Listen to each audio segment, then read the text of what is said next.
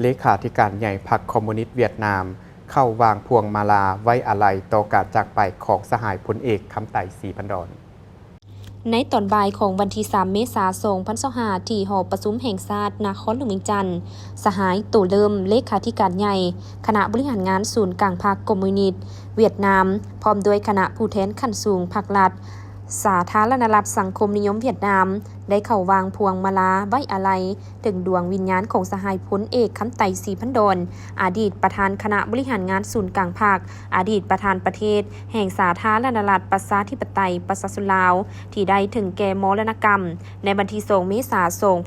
2025จากนั้นสหายตู่เลิมก็ได้แสดงความเสียใจต่อครอบครัวศรีพันดรและคณะจัดตั้งพิธีชาปนกิจตามลำดับในโอกาสอันโศกเศร้าเสียดายนี้สหายตู่เลิมได้ตั้งหน้าให้แก่พรรครัฐบาลและประชาชนเวียดนามได้เซ็นปึ้มไว้อาลัยเพื่อแสดงความโศกเศร้าและอาลัยอาวรณ์ต่อการจากไปของสหายพลเอกคำไต่ศรีพันดรในโอกาสเดียวกันนี้การนำกระทรวงป้องกันประเทศสาธารณรัฐสังคมนิยมเวียดนามและการนำกระทรวงป้องกันความสงบของเวียดนามก็ได้ร่วมวางพวงมาลาและเซ็นปึ้มไว้อาลัยเพื่อแสดงความโศกเศร้าและอาลัยอาวรณ์ต่อการจากไปของสหายพลเอกคำไต่ศรีพันดรเช่นเดียวกันสหายพลเอกคำไต่ศรีพันดรเกิดเมื่อวันที่ 8 กุมภาพันธ์ 1924 ที่บ้านหัวโขงพะไยเมืองโขงแขวงศรีทันโดนแขวงจำปาสักในปัจจุบันสหายเป็นหนึ่งในบรรดาผู้นำของพรรคที่เป็นกำลังคันทุงแห่งการสามัคคี